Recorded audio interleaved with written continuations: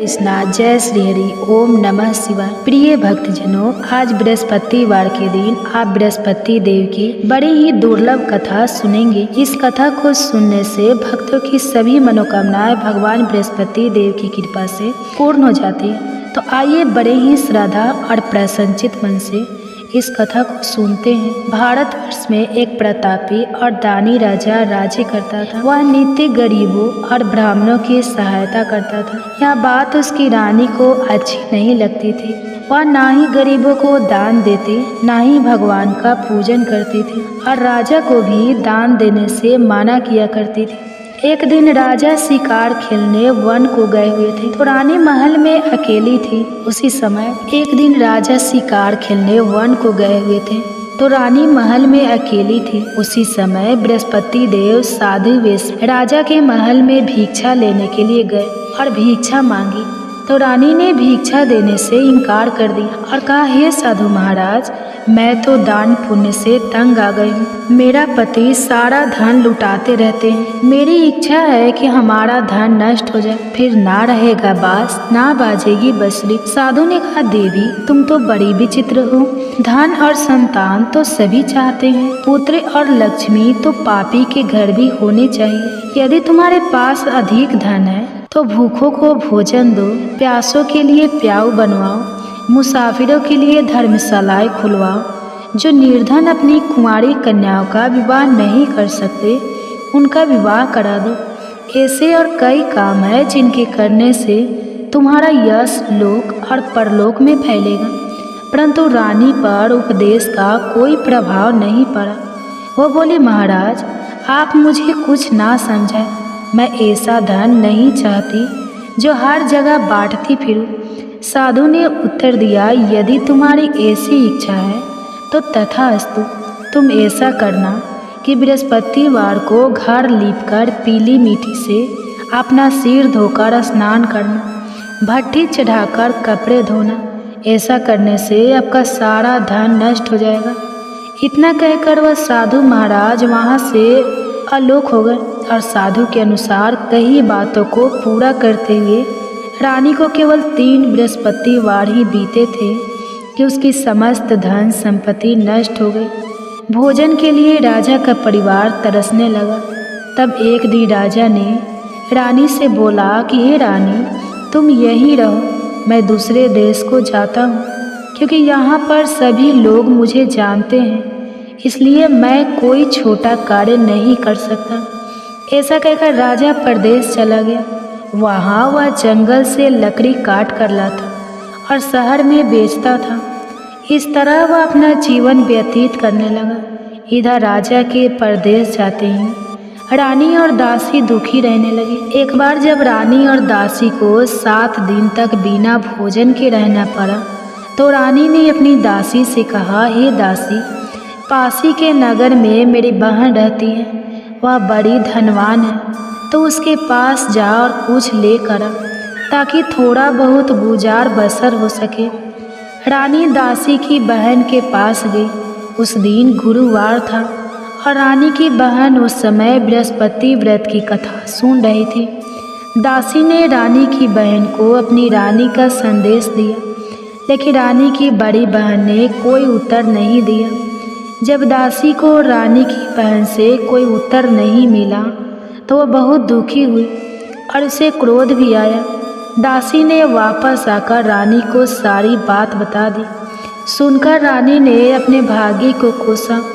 उधर रानी की बहन ने सोचा कि मेरी बहन की दासी आई थी, परंतु मैं उससे नहीं बोली, इससे वह बहुत दुखी हुई होगी। कथा सुनकर और पूजन समाप्त करके वह अपनी बहन के घर आई और कहने लगी, हे बहन, मैं बृहस्पतिवार का व्रत कर रही थी, तुम्हारी दासी मेरे घर आई थी, परंतु जब तक कथा होती है तब तक ना तो उठते हैं और ना ही बोलते हैं, इसलिए मैं नहीं बोली। कहो दासी क्यों गई थी? रानी बोली, बहन तुमसे क्या छुपाओ, हमारे घर में खाने तक को अनाज नहीं था। ऐसा कहते कहते रानी की आंखें भर आई। उसने दासी समेत पिछले 7 दिनों से भूखे रहने तक की बात अपनी बहन को विस्तार पूर्वक सुना दी। रानी की बहन बोली, देखो बहन, भगवान बृहस्पति सबकी मनोकामना को पूर्ण करते हैं। देखो शायद तुम्हारे घर में अनाज रखा हो। पहले तो रानी को विश्वास नहीं हुआ, पर बहन के आग्रह करने पर उसने अपनी दासी को अंदर भेजा तो उसे सचमुच अनाज से भरा एक घड़ा मिल गया। यह देखकर दासी को बड़ी हैरानी हुई। दासी रानी से कहने लगी, हे रानी, जब हमको भोजन नहीं मिलता तो हम व्रत ही तो करते हैं, इसलिए क्यों ना इनसे व्रत और कथा की विधि पूछ ली जाए ताकि हम भी व्रत कर सके। तब रानी ने अपनी बहन से बृहस्पति व्रत के बारे में पूछा। उसकी बहन ने बताया, बृहस्पतिवार के व्रत में चने की दाल और मुनक्का से विष्णु भगवान का केले की जड़ में पूजन करें तथा दीपक जलाए, व्रत कथा सुने और पीला भोजन ही करें। इससे बृहस्पति देव प्रसन्न होते हैं। और व्रत और पूजन विधि बताकर रानी की बहन अपने घर को लौट गई। 7 दिन के बाद जब गुरुवार आया तो रानी और दासी ने व्रत रखा। घुड़साल में जाकर चना और गुड़ लेकर आए, फिर उससे केले की जड़ तथा विष्णु भगवान का पूजन किया। अब पीला भोजन कहाँ से आए, इस बात को लेकर दोनों बहुत दुखी थी, क्योंकि उन्होंने व्रत रखा था, इसलिए बृहस्पति देव उनसे प्रसन्न थे। इसलिए वे एक साधारण व्यक्ति का रूप धारण करके 2 थालों में सुंदर पीला भोजन दासी को दे गए। भोजन पाकर दासी बहुत प्रसन्न हुई और फिर रानी के साथ मिलकर भोजन ग्रहण किया। उसके बाद वे सभी गुरुवार को व्रत और पूजन करने लगे। बृहस्पति भगवान की कृपा से उनके पास फिर से धन संपत्ति आ गई, परंतु रानी फिर से पहले की तरह आलस्य करने लगी। तब दासी बोली, देखो रानी, तुम पहले भी इस प्रकार आलस्य करती थी। तुम्हें धन रखने में कष्ट होता था, इस कारण सभी धन नष्ट हो गया, और अब जब भगवान बृहस्पति की कृपा से धन मिला है तो तुम्हें फिर से आलस्य होता है। रानी को समझाते हुए दासी कहती है कि बड़ी मुसीबतों के बाद हमने यह धन पाया है, इसलिए हमें दान पुण्य करना चाहिए, भूखे मनुष्य को भोजन कराना चाहिए और धन को शुभ कार्यों में खर्च करना चाहिए, जिससे तुम्हारे कुल का यश बढ़ेगा, स्वर्ग की प्राप्ति होगी और प्रीत प्रसन्न होंगे। दासी की बात मानकर रानी अपना धन शुभ कार्यों में खर्च करने लगी, जिससे पूरे नगर में उसका यश फैलने लगा।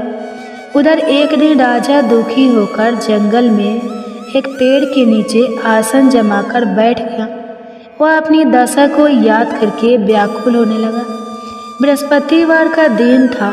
एकाएक उसने देखा कि निर्जल वन में एक साधु प्रकट हुए। वह साधु वेश में स्वयं बृहस्पति देवता थे। लकड़हारे के सामने आकर बोले, हे लकड़हारे, इस सुनसान जंगल में तू इतना चिंता मग्न क्यों बैठा है? लकड़हारे ने दोनों हाथ जोड़कर प्रणाम किया और उत्तर दिया, महात्मा जी, आप सब कुछ जानते हैं, मैं क्या कहूँ? यह कहकर रोने लगा और साधु को अपनी आत्मकथा सुनाई। महात्मा जी ने कहा, तुम्हारी स्त्री ने बृहस्पतिवार के दिन बृहस्पति भगवान का निरादर किया है, जिसके कारण रुष्ट होकर उन्होंने तुम्हारी यह दशा कर दी। अब तुम चिंता को दूर करके मेरे कहने पर चलो तो तुम्हारे सब कष्ट दूर हो जाएंगे और भगवान पहले से भी अधिक संपत्ति देंगे। तुम बृहस्पतिवार के दिन कथा किया करो। 2 पैसे के चने मुनक्का लाकर उसका प्रसाद बनाओ और शुद्ध जल से लोटे में शक्कर मिलाकर अमृत तैयार करो। कथा के पश्चाताप अपने सारे परिवार और सुनने वाले प्रेमियों में अमृत और प्रसाद को बांटकर खुद भी ग्रहण करो। ऐसा करने से भगवान तुम्हारी सब मनोकामनाएं पूरी करेंगे। साधु के ऐसे वचन सुनकर लकड़हारा बोला, हे प्रभु, मुझे लकड़ी बेचकर इतना पैसा नहीं मिलता जिससे भोजन के उपरांत कुछ बचा सकूं। मैंने रात्रि में अपनी स्त्री को व्याकुल देखा है। मेरे पास कुछ भी नहीं जिससे मैं उसकी खबर मंगा सकूं, और फिर मैं बृहस्पति देव की क्या कहानी सुनूं? मुझको तो कुछ भी मालूम नहीं है। साधु ने कहा, हे लकड़हारी, तुम किसी बात की चिंता मत करो। बृहस्पतिवार के दिन तुम रोजाना की तरह लकड़ियाँ लेकर शहर को जाओ। तुमको रोज से दुगुना धन प्राप्त, जिससे तुम भली भांति भोजन कर लोगे और बृहस्पति देव की पूजा का सामान भी आ जाएगा। बृहस्पति देव की कथा इस प्रकार है, सुनो। प्राचीन काल में एक ब्राह्मण रहता था। वह बहुत निर्धन था, उसकी कोई संतान नहीं थी। उसकी स्त्री बहुत मलिनता के साथ रहती थी। वह स्नान नहीं करते, किसी देवता का पूजा नहीं करते। इससे ब्राह्मण देवता बड़े दुखी थे। बेचारे बहुत कुछ कहते थे, किंतु उसका कुछ परिणाम नहीं निकला। भगवान की कृपा से ब्राह्मण की स्त्री के कन्या रूपी रत्न पैदा हुआ। कन्या बड़ी होने पर प्रातः स्नान करके विष्णु भगवान का जाप और बृहस्पतिवार का व्रत करने लगी। अपने पूजन पाठ को समाप्त करके विद्यालय जाती तो अपनी मुट्ठी में जौ भर के ले जाती और पाठशाला के मार्ग में डालती जाती। जब ये 100 स्वर्ण के हो जाते तो लौटते समय उनको बीन कर घर ले आती। एक दिन वह बालिका सूप में उस सोने की जौ को फटक कर साफ कर रही थी कि उसके पिता ने देख लिया और कहा, हे बेटी, सोने की जौ के लिए सोने का सूप होना चाहिए। दूसरे दिन बृहस्पतिवार था। इस कन्या ने व्रत रखा और बृहस्पति देव से प्रार्थना करके कहा, मैंने आपकी पूजा सच्चे मन से की है, तो मेरे लिए सोने का सूप दे दो।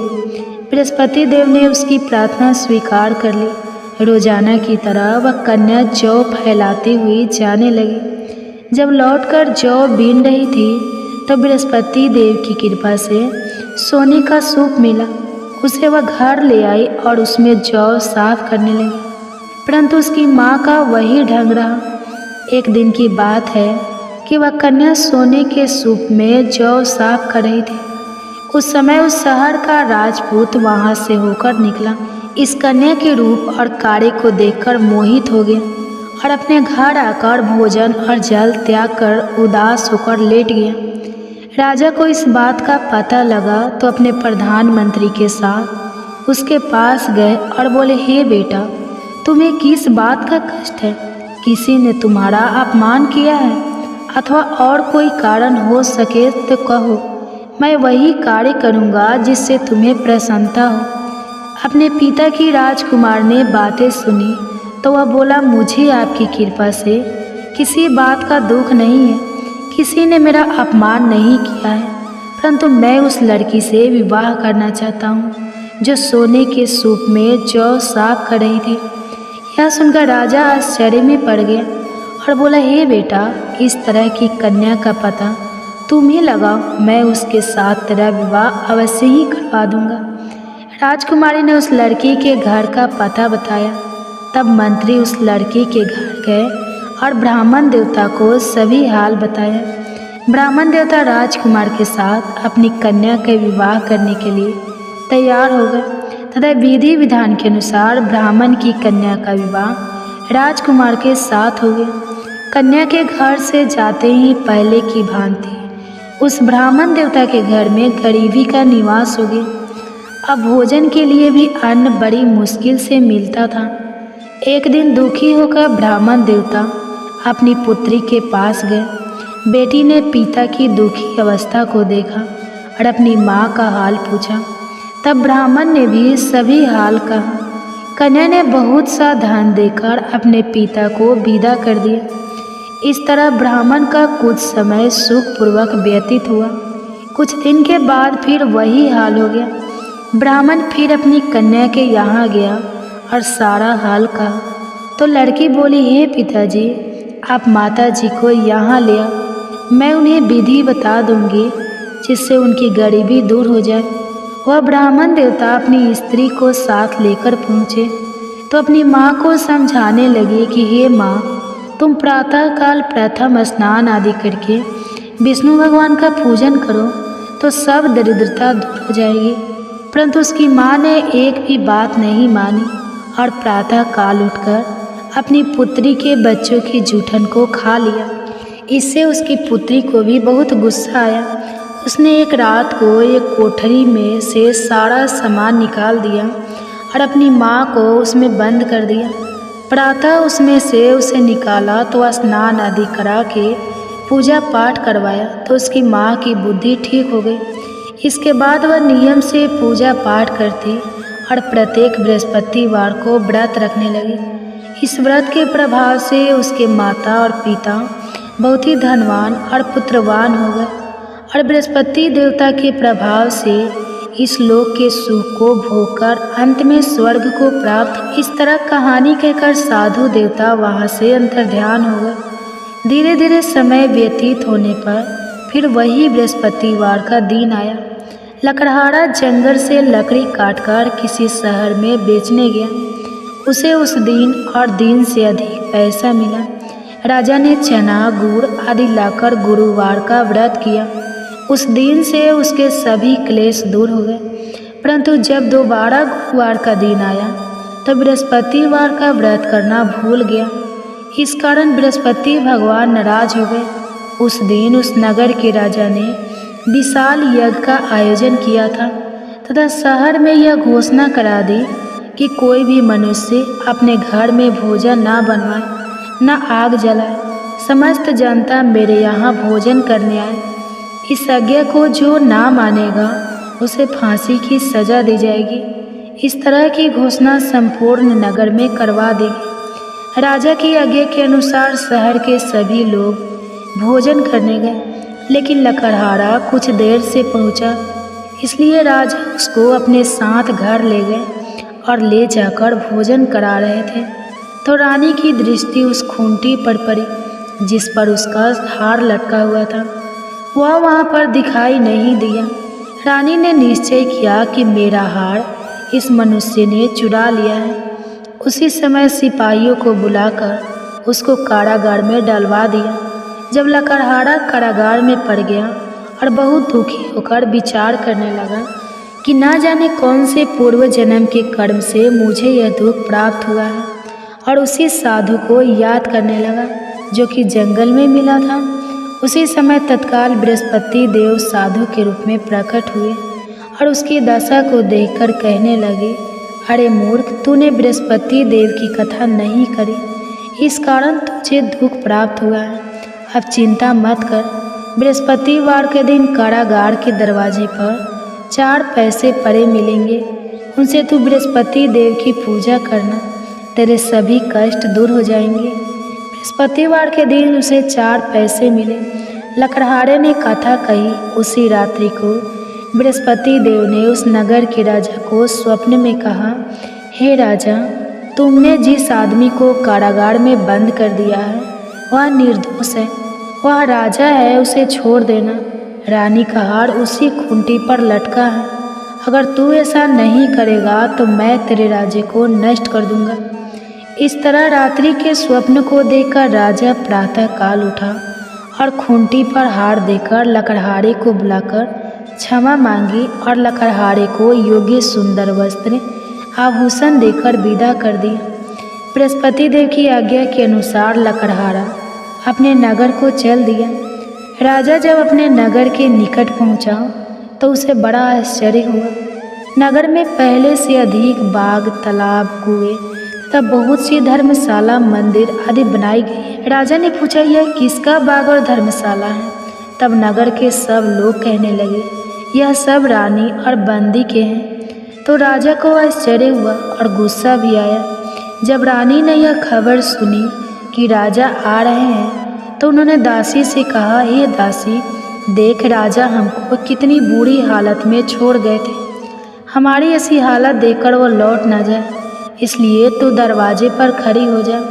आगे के अनुसार दासी दरवाजे पर खड़ी हो गई। दासी दरवाजे पर खड़ी हो गई। राजा आए तो उन्हें अपने साथ लेकर आई।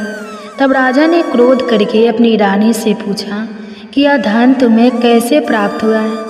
तब उन्होंने कहा, हमें यह सब धन बृहस्पति देव के इस व्रत के प्रभाव से प्राप्त हुआ है। राजा ने निश्चय किया कि 7 रोज बाद तो सभी बृहस्पति देव का पूजन करते हैं, परंतु मैं प्रतिदिन 3 बार कहानी और रोज व्रत किया करूँगा। अब हर समय राजा के दुपट्टे में चने की दाल बंधी रहती और दिन में 3 बार कहानी कहते। एक रोज राजा ने विचार किया कि चलो अपनी बहन के यहाँ हो आवे। इस तरह निश्चय करके राजा घोड़े पर सवार होकर अपनी बहन के यहाँ को चलने लगा। मार्ग में उसने देखा कि कुछ आदमी एक मुर्दे को लिए जा रहे हैं। उन्हें रोककर राजा कहने लगा, अरे भाइयों, मेरी बृहस्पति देव की कथा सुन लो। वे बोले, लो, हमारा तो आदमी मर गया है, इसको अपनी कथा की पड़ी है।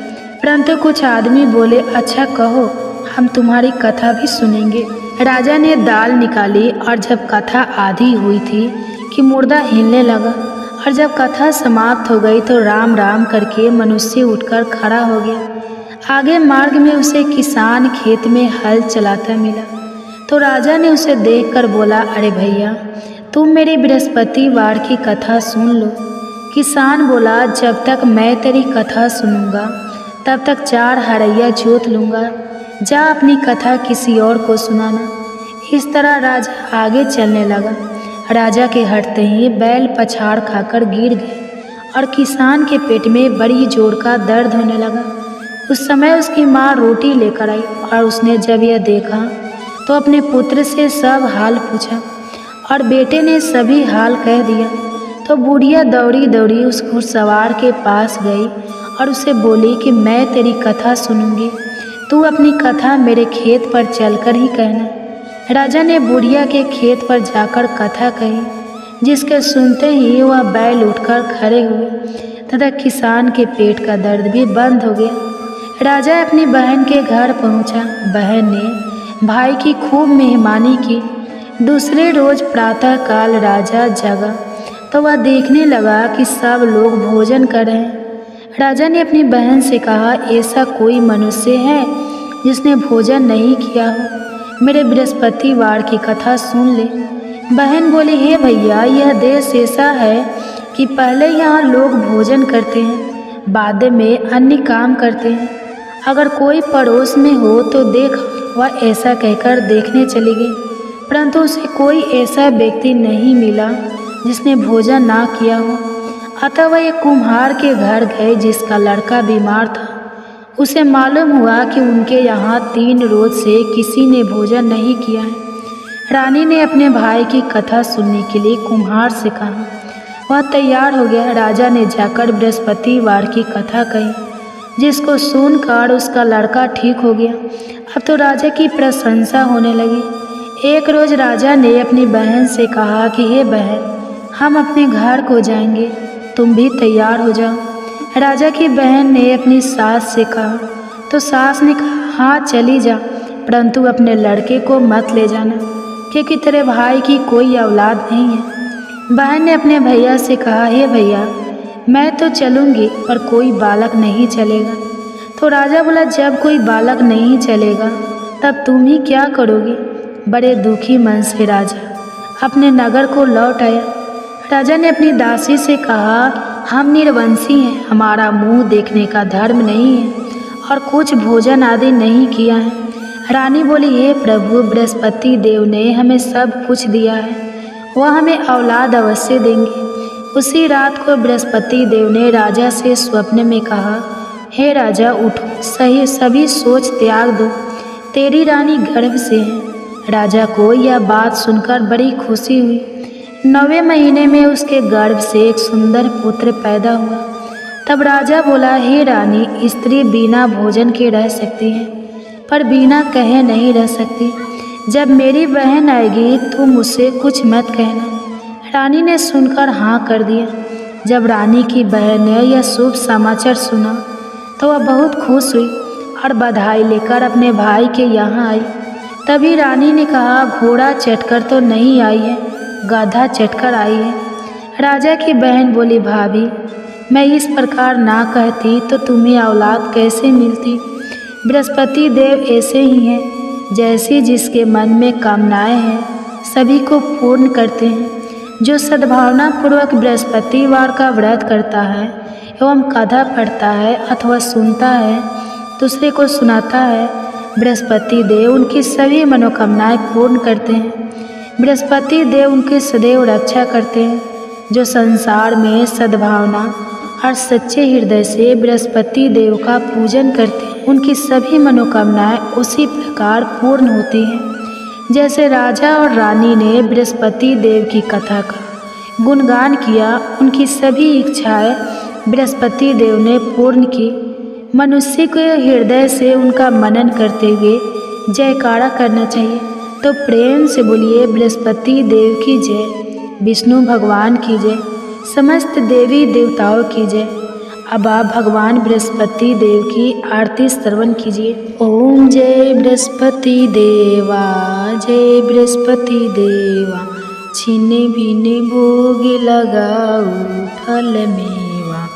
ओम जय बृहस्पति देवा, तुम्ही पूर्ण परमात्मा, तुम्ही अंतर्यामी, जगत पिता जगदीश्वर, तुम सबके स्वामी। ओम जय बृहस्पति देवा, चरणामृते निज निर्मल, सभी पातक हरता, सकल मनोरथ दायक, कृपे करो भरता। ओम जय बृहस्पति देवा, तन मन धन अर्पण कर, जो जन शरण पड़े, प्रभु प्रकट तब होकर, आकर द्वार खड़े। ओम जय बृहस्पति देवा, दीन दयाल दयानिधि, भक्तन हितकारी, पापे दोषी सबे हरता, भवे बंधन हारी। ओम जय बृहस्पति देवा, संकल मनोरथ दायक, सब शयन तारी, विषय विकार मिटाओ, संतन सुखकारी। ओम जय बृहस्पति देवा, जो कोई बृहस्पति जी की करे आरती, धन जन सुख सब पालेता। ओम जय बृहस्पति देवा, जय बृहस्पति देवा। तो प्रेम से बोलिए बृहस्पति देव महाराज की जय।